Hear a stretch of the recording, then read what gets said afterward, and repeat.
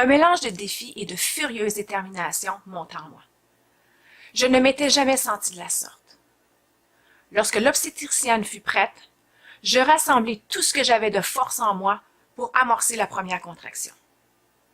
Je poussai 2 fois sans résultat. Sachant que la prochaine contraction était la dernière qui m'était allouée pour éviter une césarienne, je saisis la main de Gerhard, plongeant mes yeux dans les siens avec une détermination hors du commun, et je poussai à nouveau avec tout le reste d'espoir en moi. Gerhard se souvient encore très bien de cet instant. Jamais auparavant n'avait-il vu autant de courage dans un seul de mes regards. C'est ainsi qu'une poussée fit enfin sortir la tête du bébé. Gerhard me l'annonça avec tant de fierté et d'encouragement que cela suffit pour m'aider à pousser une seconde fois pour faire sortir le reste du corps. Et c'est enfin avec un extrême soulagement que j'entendis pour la première fois le son si magique que furent les premiers pleurs de notre propre enfant. À 1h14 du matin, notre beau garçon de 9 livres faisait son entrée dans le monde. À ma grande déception, on ne me remit pas mon enfant dans les bras tout de suite.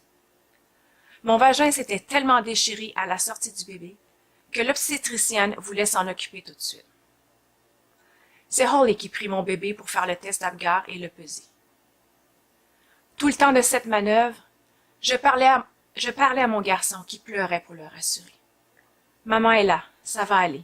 Je vais te prendre bientôt. » Sachant à quel point je désirais l'enlacer dans mes bras, Holly demanda à l'obstétricienne si elle pouvait me le donner.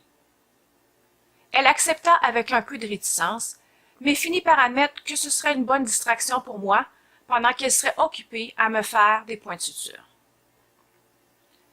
Je me rappelle avoir ressenti de l'antipathie à son égard.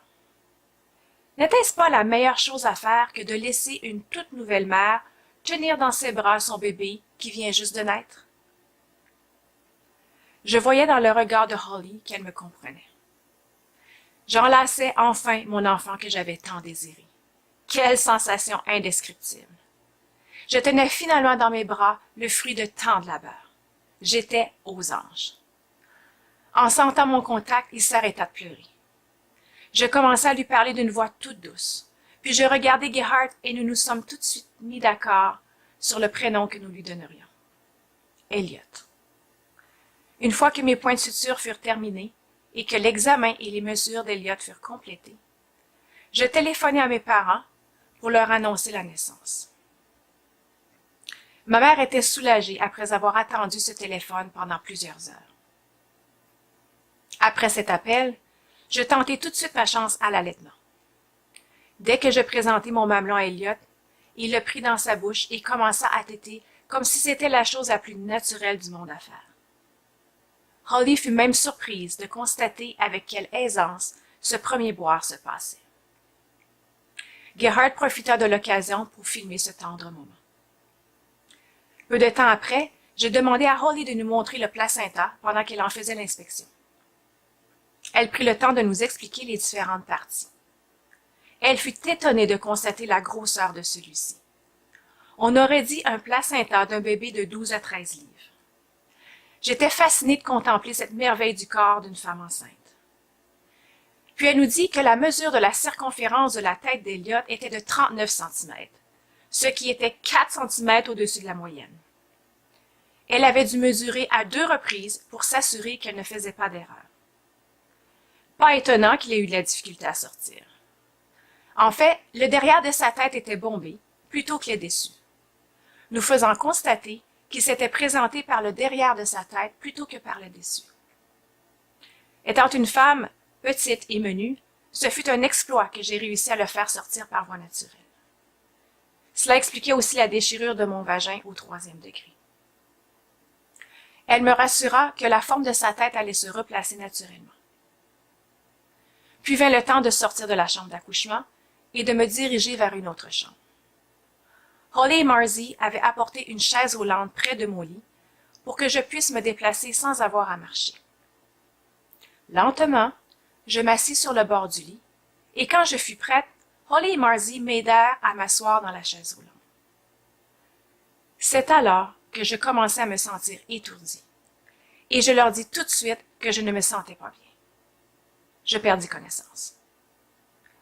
La seule chose dont je me souvienne est que je sentis de l'eau sur mon visage et que Marzie me donna quelques tapes sur les joues pour essayer de me ramener à la conscience. Je pensai aussitôt que je devais parler, et je me mis alors à dire que je savais que j'avais 10 doigts. Je les regardai tous et je vis à quel point mon état les avait affolés. Gerhard me dit plus tard qu'après avoir dit que je ne me sentais pas bien, je m'étais mise à trembler de tout mon corps et que j'avais perdu connaissance. En reprenant connaissance, j'avais dit des phrases qu'il ne comprenait pas, puisque j'avais alors parlé en français plutôt qu'en anglais. Il avait eu toute une frousse en me voyant. Après s'être assuré que j'avais retrouvé toute ma tête, Holly et Marzie me réinstallèrent dans mon lit et me prirent ma pression. Elle était très basse, ce qui expliquait ma perte de conscience. Afin de m'aider à me sentir mieux, Holly réussit à me trouver un sandwich à manger et un jus à boire. Cela me fit du bien, et je pus, dans l'heure qui suivit, être reconduite à ma nouvelle chambre avec Elliot. Une fois bien installée dans mon lit, mes sages-femmes prirent congé en me disant que Holly viendrait me voir pour la première visite à la maison dans 2 jours. Gerhard les suivit peu après pour aller récupérer du sommeil. Bien que j'eusse passé 2 nuits blanches d'affilée, je ne me sentais pas vraiment fatiguée. De la fenêtre de ma chambre, je contemplais l'aube qui se levait, faisant pénétrer dans ma chambre une lumière dorée qui m'enchantait. Les heures passaient et j'étais trop excitée pour dormir. Je contemplais mon fils qui dormait si paisiblement dans mes bras ou dans son petit lit à côté du mien. Et lorsque je réussissais enfin à m'assoupir un peu, c'était le temps de la visite de l'infirmière ou du petit déjeuner. Gerhard arriva vers la fin de l'avant-midi. Bien que ses traits étaient tirés par le manque de sommeil, son visage reflétait son nouveau bonheur d'être père. Nous prîmes des photos de chacun d'entre nous tenant Elliot dans nos bras. Puis Gerhard s'occupa de lui le temps que j'aille prendre une douche. Je marchais avec difficulté, tant l'enflure et le malaise entre mes jambes étaient prononcés. Je savais que j'en aurais pour plusieurs jours avant que le tout soit bien guéri. Je sortis de l'hôpital le lendemain vers midi. J'étais fatiguée, n'ayant réussi qu'à dormir quelques heures dans la nuit.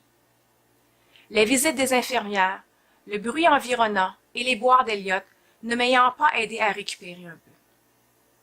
J'avais hâte de me retrouver à la maison et de commencer ma nouvelle vie de famille dans le confort de notre foyer.